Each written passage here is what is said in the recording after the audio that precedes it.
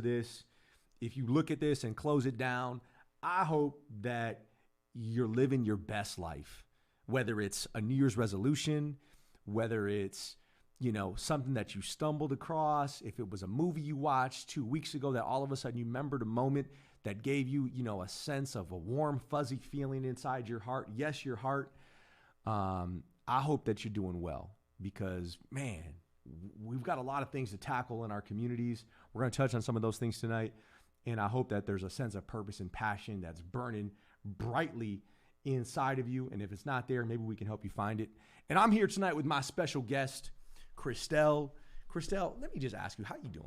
I'm good. How are you? I'm doing well. Yeah, you sound good. Thank you so much. Yeah, and I'm doing good. It's a pleasure to have you here tonight. Yeah, thank you for inviting me. Thank you for being here. So for our audience and for our viewership who don't know you, tell us, who is Kristel? I'm a lot of things. Mom, artist, activist, scholar, trying to be a good human in the world, like most important thing, trying to be a good human in the world. Right now, the main thing I'm focusing on is I was accepted this past semester to a PhD program at SMU in history. So that's been my main focus.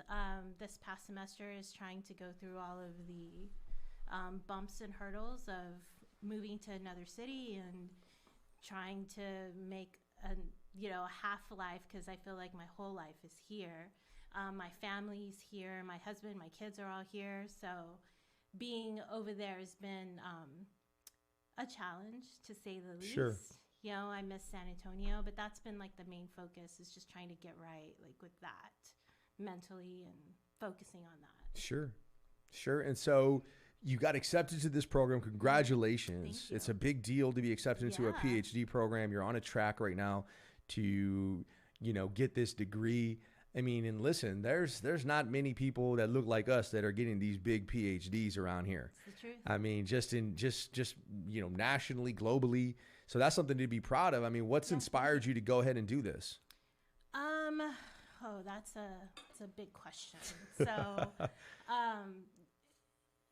I don't really necessarily, I can't pinpoint it other than San Antonio itself is my inspiration. Just, there's so many wonderful and beautiful things in this city, and the stories need to be told. And nobody is going to tell those stories except for us. Like, we need to be the ones that are honoring our past, honoring our history, honoring our art, all these wonderful things that happen in the city. So, I mean, my greatest inspiration probably is just being in this time and space. Sure. Like at this moment. But there have been a lot of people that have helped me get to this point that continue to inspire me. Like Mario Berriozábal, she was one of the first people that mentored me. Rosie Castro was also somebody in the beginning that mentored me, and they were women that I looked up to. Like when I was a young girl, I remember watching Maria Berriozábal on TV, when she won the councilwoman, being the first, I mean, just mind blowing, right? And one of the things that I've talked with her about recently was just how she dressed when she was on camera, because she always looked so sharp, she would be elegant. In the news. Yeah, and she had a sassy haircut, and her jewelry was always on point, and like she just looked amazing, sophisticated. Yeah, and like to me, she was my color, and I had never seen a woman like that from this city in that kind of position. So that was just really inspiring to me, and a lot of these women have, put themselves in places, worked very hard to make a difference. Yeah. And their love is here. They wanted to make a difference here. So where else is best? Yeah.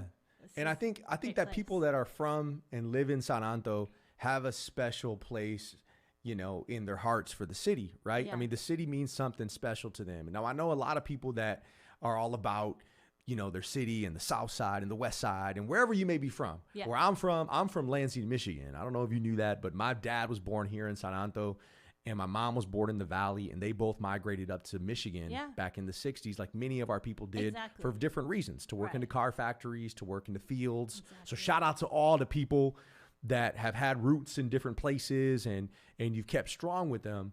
And so, what does San Anto mean to you? How would you explain, to people that have never been, from San Anto or never been here, what it's like, what's the city mean? Yeah, it's funny because I have, been a few places, traveled around, say you're from San Antonio, and everybody always either says the Alamo or the Riverwalk.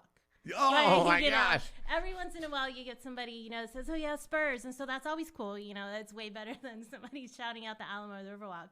And it's hard to explain to people, like, why you love it. Like, it's a very difficult thing to explain. And I just think the city itself, the rich history of the city itself, all the people that have come out of the city, it just gets into your heart. Like, to me, it feels like my blood is in the dirt, this is where I belong. And it's the sense of belonging. I think that's really important. And why people connect with it. Because, it's about home and loving each other and a beautiful place, being helpful and kind to one another. And then all the things that make you laugh. About San Antonio, like all the things that just make you giggle, like Hispanic Elvis, like that, puts a smile on your face. How people, we take things that normally people would look down upon, and we make those things amazing and great. So I think it's all those things, all the things that are wrapped up in this city that really make it something that gets in your blood, and you leave and then you realize other places aren't like this. They don't have the same sense of community and culture that there is here. So it's hard to describe San Antonio to me in a meaningful way to people who don't understand and have never really been here. Even if you've just been here as a tourist, you're still not going to get it. And we're talking about, so you're touching on a lot of good things. One of the things that struck me with what you just mentioned is the love for people. Because, being involved in activist circles, you talked about yourself being, a scholar activist, and giving to the community, working for some of these organizations like the Esperanza Peace and Justice Center, looking up to some true titans in the area, Maria, Rosie, shout out to them. We're going to tag them in this post. If you really want to serve, you have to have a love for people. And that means the good and the bad. And it's hard to organize. Organizing is a very difficult thing to do, and it's wonderful, and it's very rewarding to organize, to know that you're doing something that's making a difference in your community. But the thing about organizing and becoming an activist is that everything means something. So you can't check into your job as being an activist or an organizer. You're always an activist or organizer, 24 hours a day. You're always working because everybody has needs. There's always something else that needs to happen. And then everything is always important. If you don't show up to an action, it could have been your voice. That made a difference. That made the difference. You not bringing 10 of your friends, it could have been that group of people there that was just showing solidarity. That could have made a difference and changed a mind or a heart. So everything is important in activism and in community. Every little thing is important and it matters. That reminds me, I wasn't planning to say this, but I got a message in my inbox the other day of somebody who, thinks I might have a voice as well. And he wanted to share with me, some news about, uncovering a secret racist in his community that is making money off of immigrants and is calling people illegals and dirty and this stuff. And I tell you what, illegal. I'm going to find you. All right. If y'all out here, see, here's the thing, listen, and I get a little aggressive when it comes to this, but we talked about this idea of privilege earlier. Our parents, and I'll be honest, my parents, my grandparents, their parents had made sacrifices for me in my generation to get where I'm at, to be able to just be here, to be knowledgeable, to be savvy and sophisticated enough to have these conversations. And I think by 2022, we would know that if you're racist, man, there's going to be some consequences, but still we got people acting out. We got people that want to push the envelope with regards to, colorism, immigration status. you know? And it's a little upsetting. It's a little upsetting because, you know, in my estimation, some of these men that are out here doing this stuff in the shadows, they need to be checked in a certain way because they only understand one way. They don't understand, hey, could you not say that, please? That's unacceptable. So we got to take a little bit of a different stance. Yeah. Right? Mm-hmm. And so what are your thoughts? Let me ask you, what are your thoughts on, you know, just some of those things, right? These prejudices, these colorist actions, right? People that are homophobic, people that are transphobic out here. I mean, what's going on out here? What's your thoughts on this? Well, you run into it everywhere. And how it's starting to manifest itself now is in microaggressions. And so, you know, they know that they're not right. But they use these microaggressions still to put you in your place or let you know who has some sort of power. I mean, eventually I would love to think that those things would go away, that we would be able to eradicate those feelings that people get when they think they're better than other people or they want to hate other people for whatever reason. But we're definitely not there yet. I mean, we're definitely not there yet. And it is important to try to do what you can. Maybe you're not the kind of person that is comfortable calling somebody out, you know, on social media or exposing somebody. Maybe that's not comfortable for you, but you can make choices to not work with those people and let other people know, you know, this person really isn't, they aren't on the up and up. They are homophobic or they're transphobic or they, you know, have colorism issues. And colorism is something that is prevalent in our community and we don't talk a lot about it. No, we don't. You know, so that's something that we within ourselves have to come to terms with. Yeah. That, you know, having darker skin doesn't mean you're less than. Yeah. You know, and it's complicated. I mean, I remember growing up and, you know, my mom not wanting me to get dark in the sun, and it had nothing to do with her. It was other people in my family saying, you know, for me not to get too dark in the sun. And I'm already a dark girl. So, you know, and I never had a problem with it. Like I thought my skin looked beautiful. But over time you get messages in media, you get messages really everywhere that having dark skin it's a bad thing. It's a bad thing. Yeah. So in my past life, I worked in retail for a long time and I was a makeup artist.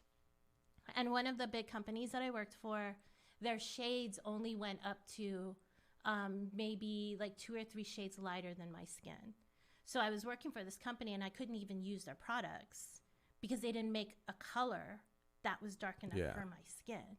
Yeah. And what they would tell people is they had these little bottles of darker makeup. And so they would tell us to tell people who wanted a darker color for them to buy the light foundation. No. And then buy the dark foundation and mix it to get their color. No, come on. Yeah, so that's what they wanted us to tell people. And, you know, so you're getting all these messages, right? Like, and I was a young person at the time, so, like, I knew it wasn't right. Like, it was like, this is ridiculous. But you need a job. And it was a good job. Sure. So I knew I wasn't going to be able to tear down the walls of white supremacy in that makeup, you know, chair. But, you know, I learned later that there were reasons why there were only 7 shades. And there weren't shades for darker people. Yeah. There were reasons why. So you cover a lot of ground. You speak with such proficiency in some of these areas. And one of the things that you spoke on earlier, which we're going to touch on, is upholding structures of white supremacy. Right. And now, when we say black and brown is beautiful, because it is, people have to understand there's a psychology of human beings, of people to say, well, what about white people? Right. Aren't white people beautiful? Can't all people be beautiful? Yeah. All white people can be beautiful too. But here's the thing, when you've been told that being dark is not beautiful, and those structures have been reminded and embedded into our families, into our psyche, into our children, then we got to remind people that you're okay and you're beautiful as you are. Right. Right. So, you know, one of the things you're alluding to is colorism inside of our community. So let me ask you this. How do you personally identify? Oh my gosh, that is such a complicated question for people of color. It is. And especially for people of ethnic origin. That's a very complicated question. Because we've been labeled by people outside of our community, inside of our community, around the back from our community. Like, we've been labeled a lot. Like, a lot of different things. Yeah. So I've struggled over time, like, trying to figure out, how do I label myself? What do I say I am? So it's constantly changing. And part of the research that I do is also influenced how I see myself. So right now, I'm kind of at a point where I want both the Mexican and American to be honored and talked about. Like, I would never be comfortable just saying I'm American, and I would never be comfortable just saying I'm Mexican, because I'm both of these things, right? But then again, so when you talk about America, are we talking about American or America in the context of it just being in the United States? Are we talking about it in the context it is supposed to be talked about, which is the Western Hemisphere, which is the Americas? So if you just look at a world map, you can figure out that brown people actually are more American than the quote-unquote white identified United States American. So it's complicated. It is complicated. Because I could very well say I'm an American, and that would be geographically correct. Sure. But how American has been co-opted, it would send a connotation that I'm embarrassed to be Mexican, or I'm embarrassed, I want to identify with the white part of our society and erase the other part of the identity. So it's complicated. Like, it's constantly changing for me, because we haven't really been able to identify ourselves. We've always been told by other people what we should call ourselves. Yeah. So I think it's going to continue to evolve, and it will continue to. We'll continue to get there, you know, and figure out exactly what are terms that are everyone is comfortable with, and everybody's comfortable with something different, and that's okay. Yeah, and one of the things I want to communicate with that is whatever your choice might have been, listen, we're good with that, right? Yeah, of course. Everybody's at a different space. Everyone's at a different understanding. Everyone's at a different level of who they are and who they want to be. Right. Who I am today can change from in 2 weeks or 1 year from now, right? Absolutely. One life event can change everything you feel about yourself and how you look at yourself. So one of the messages with that I want to communicate to our viewership is that no matter where you're at, no matter who you are, you're good enough, right? There's a lot of people that are like us, right? That look like us, that maybe have Spanish surnames and say, well, I don't speak Spanish, so I'm a coconut. Yeah. Or I'm not Mexican, or I'm not Latina, or I'm not so-and-so. And that ain't true. It's not true. You know, it shouldn't be that way. You shouldn't feel like you're an imposter. You shouldn't feel like anyone is better than you. Yeah. Because we are all fabulous and we're all special as we are. But I see a lot of people that recognize, well, I ain't good enough, right? You talked a little bit about imposter syndrome a moment ago. Yeah.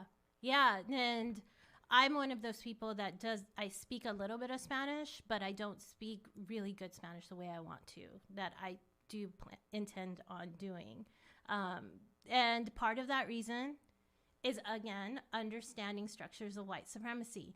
My parents tried to give me the best that they could, and the goal of my parents was to make me as palatable to white people as possible so that I could get a good job, so I could go to good schools, so that I wasn't looked down upon like by other people. I mean, I'm already a dark girl. Like, I can't pass for being white. Like, that's never going to happen. No matter what I sound like, you know, it wouldn't have mattered. So my parents didn't teach me Spanish because they didn't want me to have an accent. Yeah. And my parents were hit in school for speaking Spanish. And again, like, as you start to break down and learn about our history and learn about these things that happen to our people, you start to understand why we are the way that we are, why sometimes we are so confused, and why we don't feel like we belong. There's something about living in the space of the in-between, that's in between, you know, the United States, quote-unquote American experience and Mexican. You know, we're not, it's like that scene in Selena, right? Like, we're not Mexican enough for the Mexicans to like us from Mexico, but we're not white enough for the white people to like us. We live in this land of the in-between. Yeah. And you have to figure out how to navigate it. And my parents did the best that they could. And I'm grateful for them for everything they've done for me.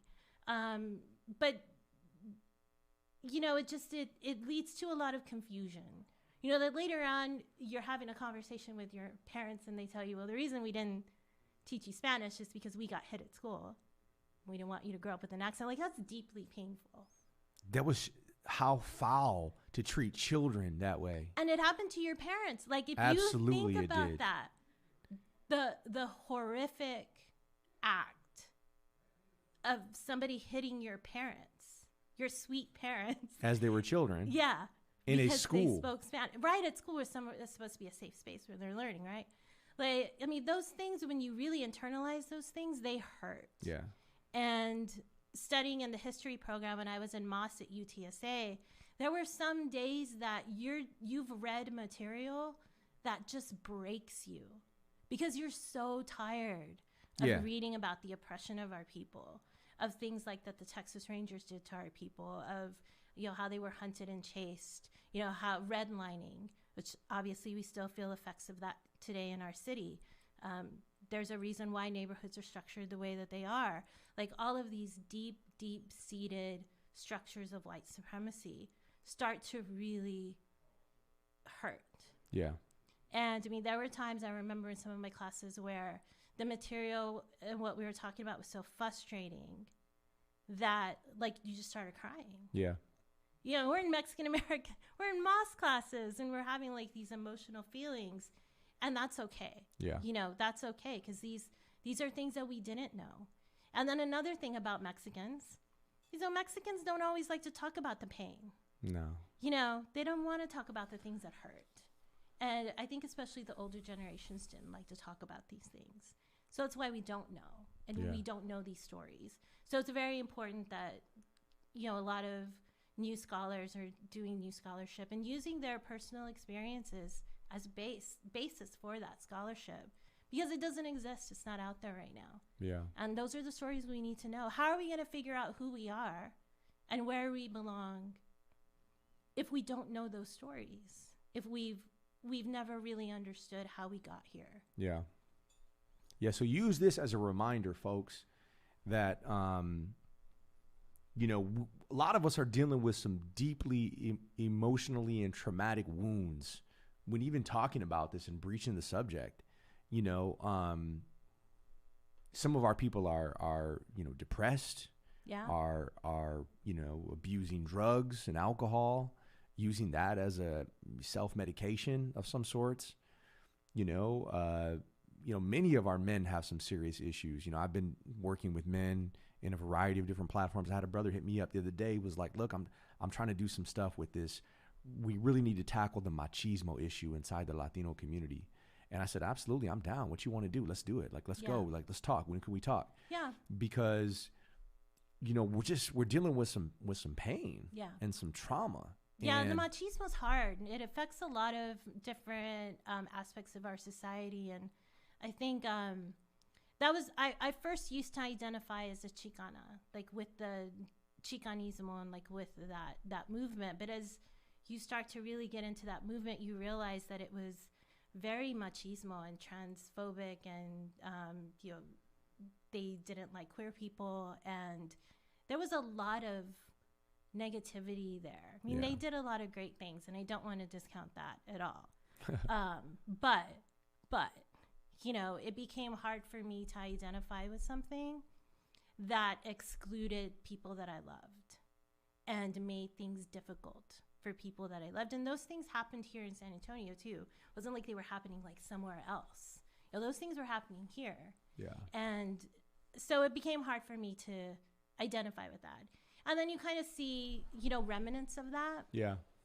With people wanting to say Chicanx and the movement from elders, you know, that are sometimes very upset that the young people, number one, don't want to identify as Chicano or Chicana, or that they want to change the X. And I remember I was at a talk with Dr. Tomasi Barafrosto, which is one of my mentors. And he wrote a paper on Chicanismo in 1989. He's absolutely amazing. Just a fantastic human. He's one of the people that I plan on doing a research on, and hopefully maybe someday, doing some papers on him and some scholarly research on him. But he was giving a talk, and he's, like I said, he's an elder in the community, and he was just so inspirational, like with trying to make people of his age understand that we should be excited when the young people are excited. Yeah, that's a good point. Like it would get him so excited if a young person asked him a question at a talk, because he wanted to hear what they wanted to say. Yeah.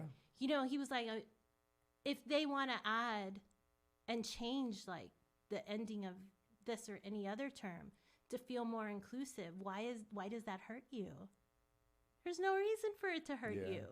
Why are you taking that personally? They want to feel included just like everyone else, which was the whole point of the movement, was to have representation and be included in the stories, in the narratives.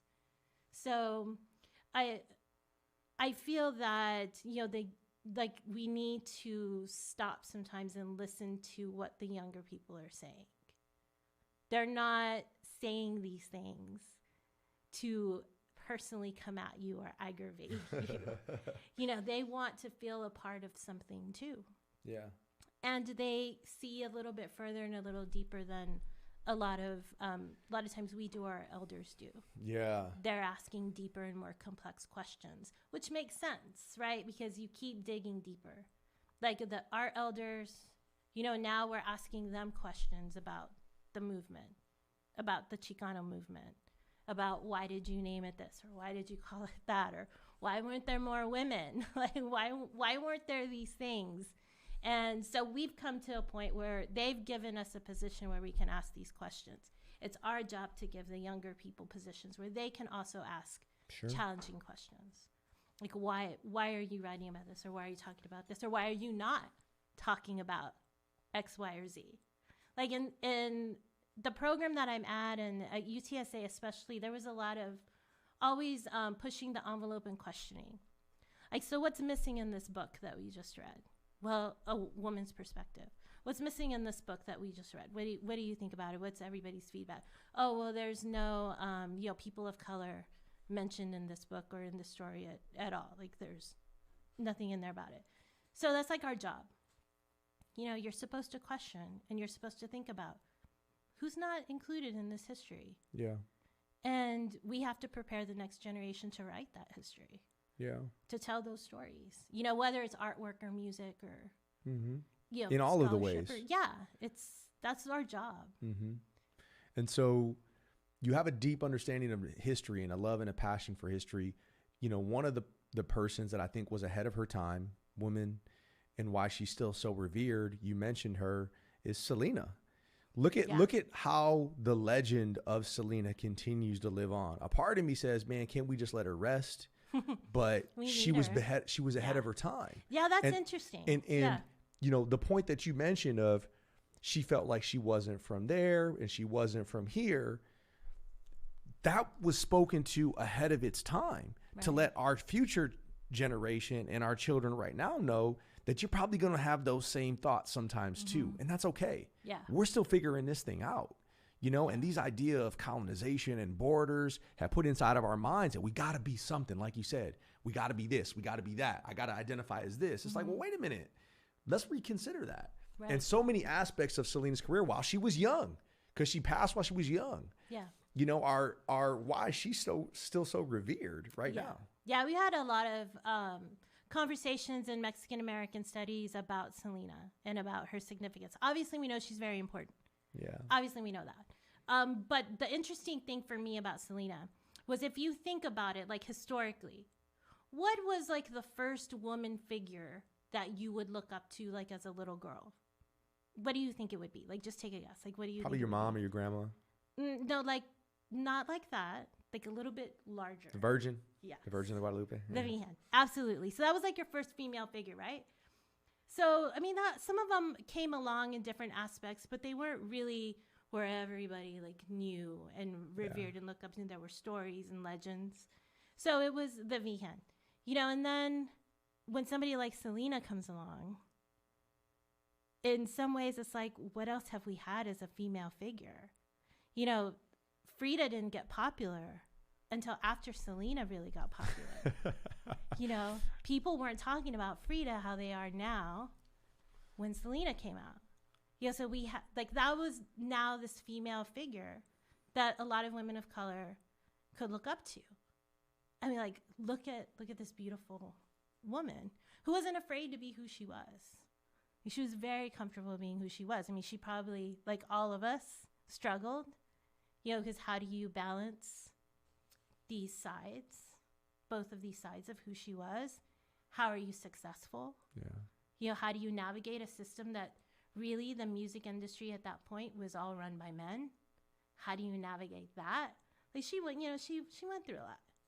I mean, we know it was the worst in the end. Yeah.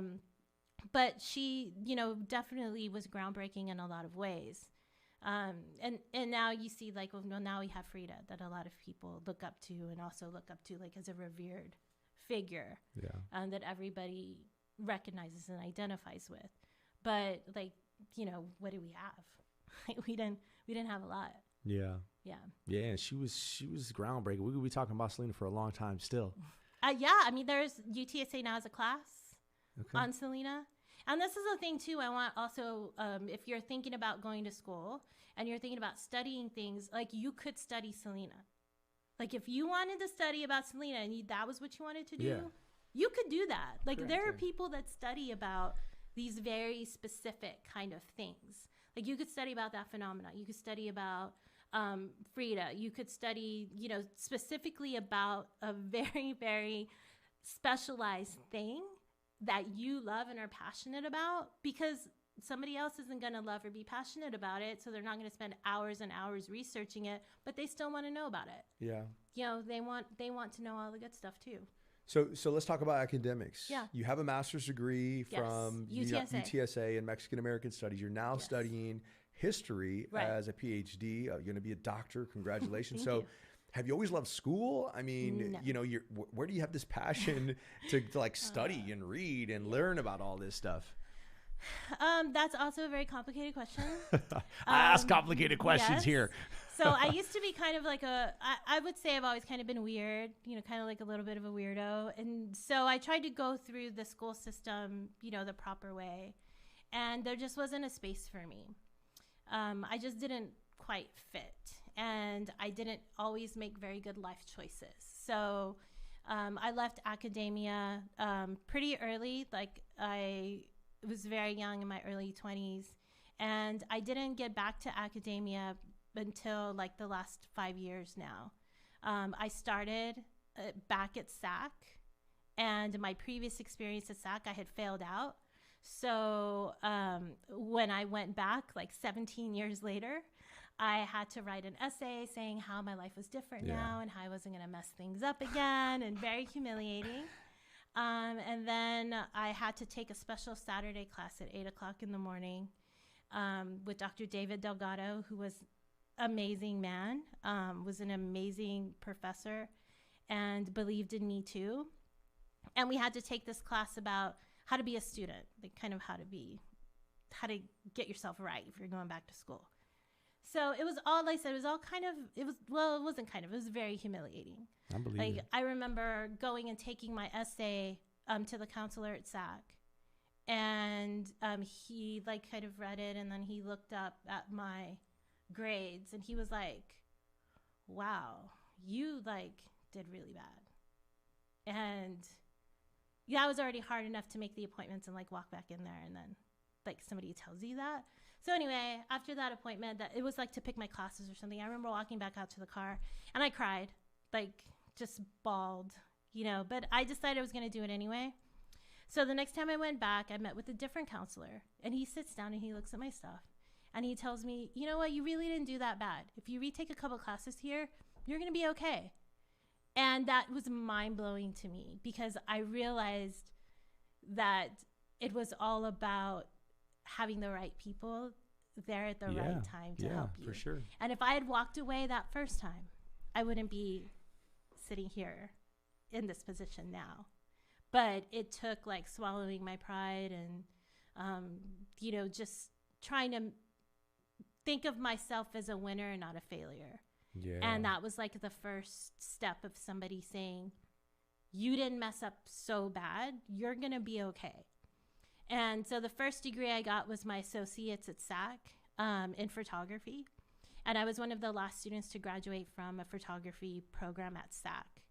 And that was transformational for me because I had been an artist prior to that and I had been a photographer, but I was self-taught.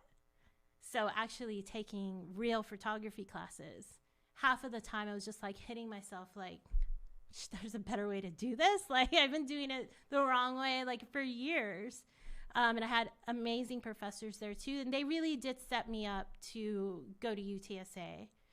And then just being at UTSA again, I had amazing professors and inspirational professors that every time that I thought I was just going to get that 4-year degree, because that was really just my goal, was to get a 4-year degree.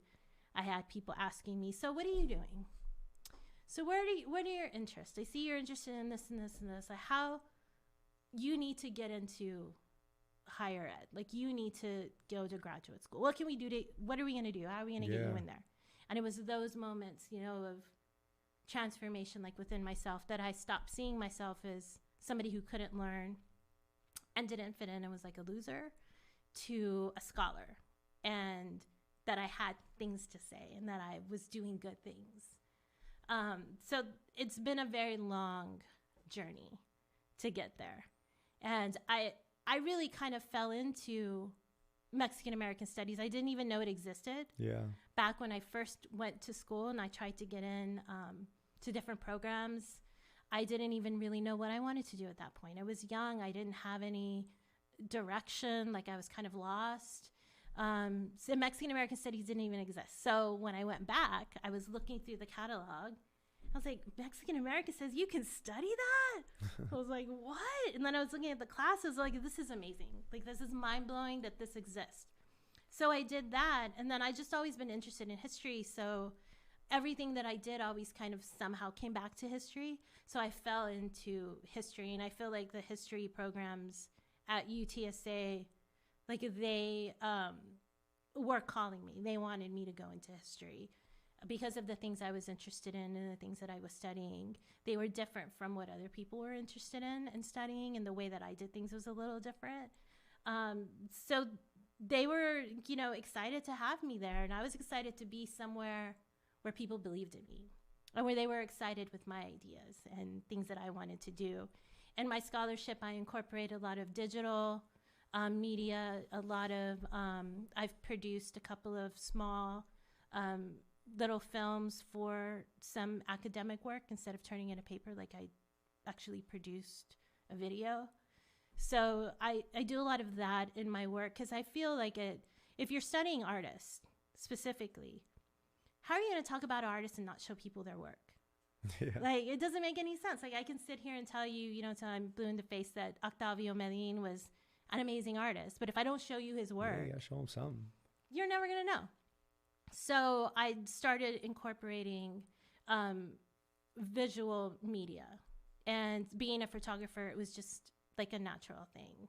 You know, and then being an artist on top of that, I had to have some flair. Yeah. Like, I wasn't going to produce something that looked like National Geographic did it. You know, it was going to be from the heart. You know, so everything that I do is kind of around that. It's things that I'm passionate about and are from the heart. So I always like to tell young people that, you know, they think academia is boring. And sometimes it is, not gonna lie. It can be, but it doesn't have to be. It doesn't have to be. It doesn't have to be. Just like anything else. Yeah, you just have to find the right people, find your people. You know, they're there. They're people that will support you and are going to be real interested. Like, even if you're interested in comics, like you're interested in, you know, learning about the whole history of Spider-Man, you could do that. Yeah. That's not something that's... Write a PhD on the history of Godzilla. You absolutely could. You absolutely could. I mean, you have power dynamics. Like, there's so many different things that you could, like, extrapolate from these stories. Yeah. So you can, you know, really study anything. You just have to have the right people to believe in you. Yeah. Mentors, social circle, family. Right. And you have an inspiring story, because you mentioned you failed out from SAC, and now you're about to get a PhD. Yes. And so from associate's degree to PhD, that's a story of, triumph. As you mentioned in your head, you probably felt like you weren't good enough. You cried some of those nights. I always felt like I wasn't good enough. Always. I just always felt like I never fit in. And what I realized was my mind is just a little different, and I think a little differently than other people do. So I just had to find the right space for that and the right people that understood it enough to help me do what I do. And at first, I remember all my teachers would write that I was daydreaming, that I would daydream a lot. And that's true. I daydream a lot. But usually what I'm doing is I start thinking about things. And if we're studying about Egypt, I start to think about, well, how did they build those pyramids? And then what did they eat? And then what did they wear? And how did they, did they have music? I would just start to have all these questions. And I remember when I was little in class, I would ask a question, well, what did they eat? Or, as I had these other questions. And all you were supposed to do was just read in the book and then answer the questions at the end of the chapter. Yeah. And there was no room for any sort of, complex thinking or really getting into other subjects. It was just whatever's in here is what you need to know to pass the test. Yeah. There was no any kind of other learning or thinking going on. So I didn't make it in that sort of environment. But that's a good thing about higher ed is that that's the space to do it, to ask the questions. Yeah. You do have to go through a lot of crap to get to graduate school and get to that point where you get to sit in a room with a bunch of people that are just as weird as you. Just as weird as you. And they all have these complex questions too. Yeah. And it just gets your mind racing and going, and it's energizing, and everybody has a different specialty too. Even though we're all studying history, or some people are studying aspects of history, I really would have never thought anybody would be interested in learning about, but there's space for everyone. Yeah. And I say weird, it's not weird. It's just, weird. No, it's a little weird. It's outside of what we would consider normal. Right. And therefore it may be considered weird. But what is normal anyway? Right? What is normal? Yeah. We don't, listen, the norms that we've been brought into and we've been settled into are from what you have described as institutions of white supremacy. Here's the thing. Not all of our students learn by sitting into a chair and a desk and being lectured and standardized tests and fill in the bubbles. And let's give you a quiz on things that we told you. Are we memorizing? Is this repeating? What are you actually learning? Right. How can you be creative? Let's get out here and have you do an expressive song and dance for what you thought. Right. My son is very good at math. And I was telling him he was off on winter break. He's 7 years old. He was going back to school yesterday. And I said, look, man, you ready to go back to school tomorrow? He's like, well, not really. I don't know. Like most 7-year-old boys would say. And I said, look, you're doing good. You're going to do great. You're going to be a fabulous. He says, man, I wish I knew everything about numbers. He loves math. Mm-hmm. My son loves math. And I feel that's from the cosmos, from our ancestors beaming down on these mathematicians and these scientists that had the galaxies and the cosmos figured out from years ago. And he says, I wish I knew everything about numbers. I said, you're going to learn everything about numbers. You just keep doing what you're doing. Yeah. You keep listening. You keep being, curious and inquisitive. And you're going to learn everything about numbers. I promise you. I'm going to make sure you know everything about numbers. Yeah. And empowering him to believe. Yeah. And the Maya, just start teaching him about the Maya and how they discovered zero. Yeah. That's crazy. And you tell people that's for what? They don't even know. Because again, we haven't been taught. Yeah. Especially in things like mathematics or, astronomy, we don't know that our people had these things figured out a long time ago. So there's all kinds of wonderful things with math that, you could teach him and expose him to. I love it. We're going to find him a math camp for his summer camp that he's going to be involved in. But let me ask you also, I want to because we haven't touched a lot about your art side. Yeah. The side, because you're multi-talented. We like bringing in guests who have, multi-dimensional, multi-talented. When I first met you, I think it was at some sort of art show or something. Yeah. And you were you had your little table and you were vending and you were selling clothes. I think I bought one of your shirts for my sister. You did. Yeah. You did. Now I remember earrings. I think there were some earrings I bought as well. And so let's talk a little bit about your art. How have you been inspired as an artist to create what you do? And tell us there first, and then I want to know where people can find you. Like, do you have social media? Do you have a website? Yeah. I got started, I guess I've always been artistic. I've always loved art and like making things and weird things. And I think it really came from my grandmother. I credit her with a lot of this. My grandmother used to take things like toilet paper rolls, and she would make bouquets of flowers out of them. Like, she was always making something. She made clothes all the time. Like, she could knit and crochet. She was very, very creative and intelligent, but she didn't have an outlet for any of that creativity. And you sometimes find art out of necessity and out of need. And so the creative people just have the need. Like, you have to create. So even though, we were poor and my grandma was poor and she didn't have a lot of things, well, what am I going to use? Toilet paper rolls. And she made something amazing out of toilet paper rolls. Like, that's inspirational to me now. So I've always been creative and always made little things here or there when I was little. But I always thought I wasn't an artist because I couldn't draw. And the only experience that I had was seeing like great artists that they teach you about, which are all paintings. And they're normally never none of our people. There are other people like Picasso and Michelangelo, like all these other, they're not us. So I just didn't realize that there were other forms of art that you could be and do. And I left San Antonio for a while, and when I came back, a friend of mine is an artist. Her name is Trina Bacon, and she was doing The Color of Blind here in San Antonio, and I got involved helping her. And I saw the art that people were doing, and I thought, I was so inspired that maybe I can try to do something. So I started trying to make little things, and then I met Augusto Cuellar, and at that time I was really just doing photography. That was what I did, how I made money, and I was doing photography.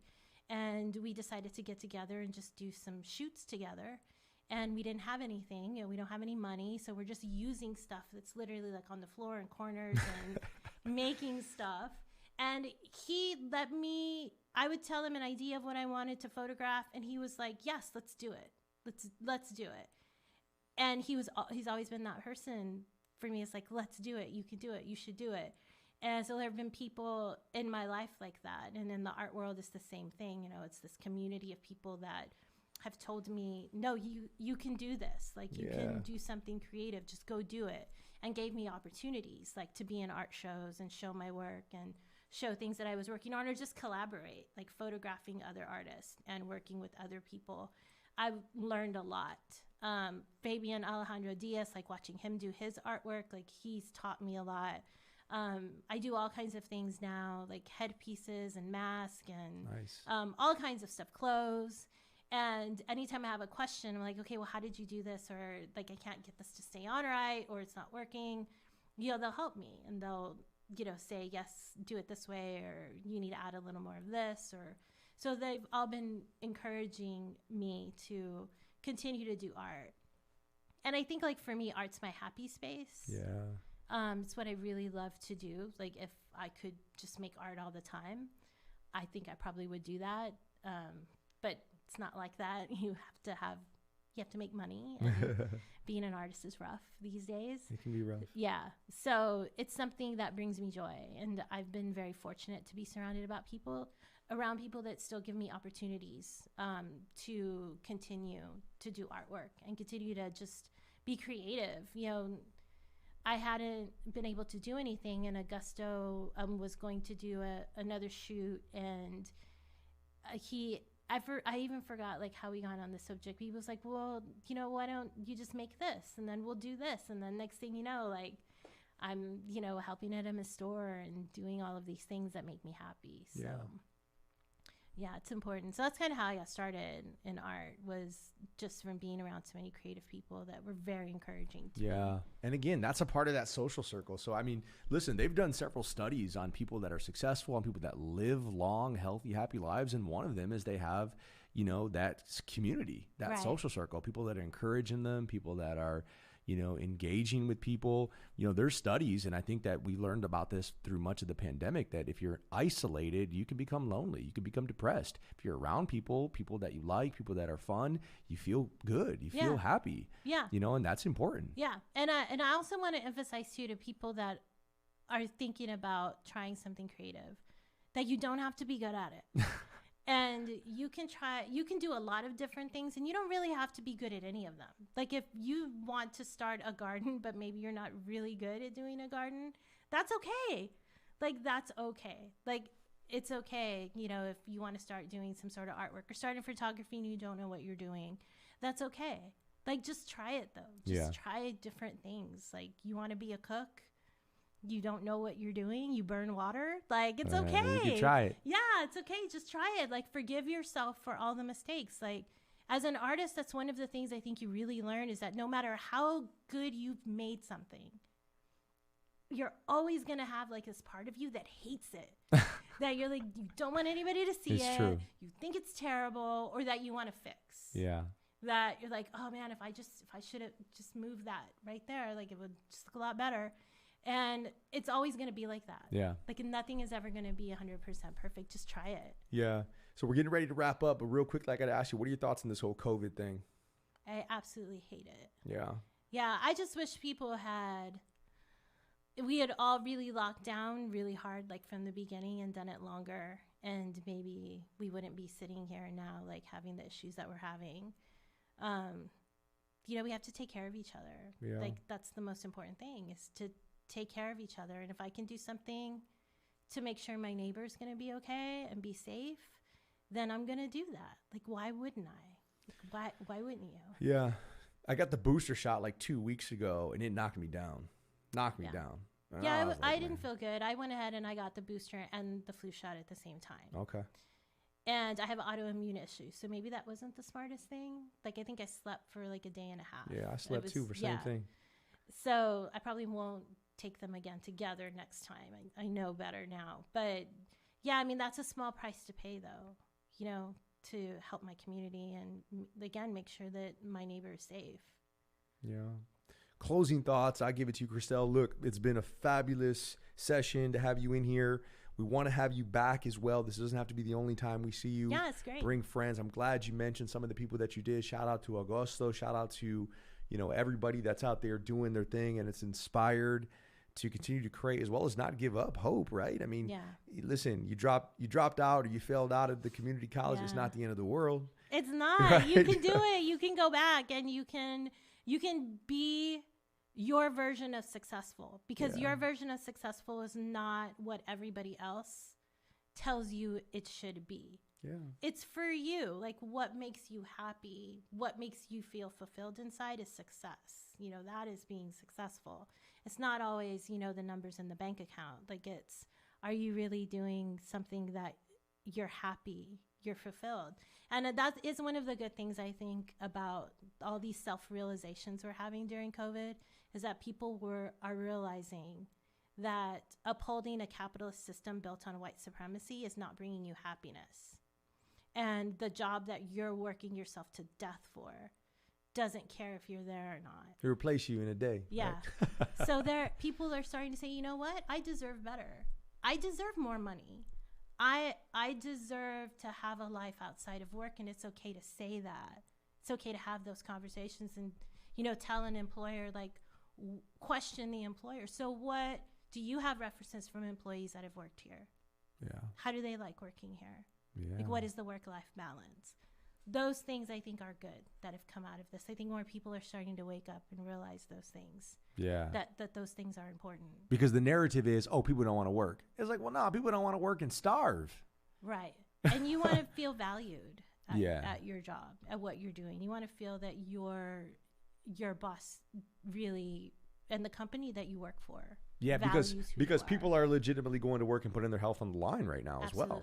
Right. And so there's no endemic in sight, unfortunately, because of where we're at with this thing. And unfortunately, we're probably going to see another variant of this. And that's another topic for another day. Yeah. And so, Kristel, it's been fabulous having you here. Let's give you the closing words.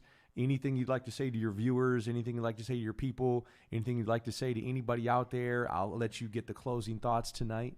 Oh, wow. That's a lot to think about.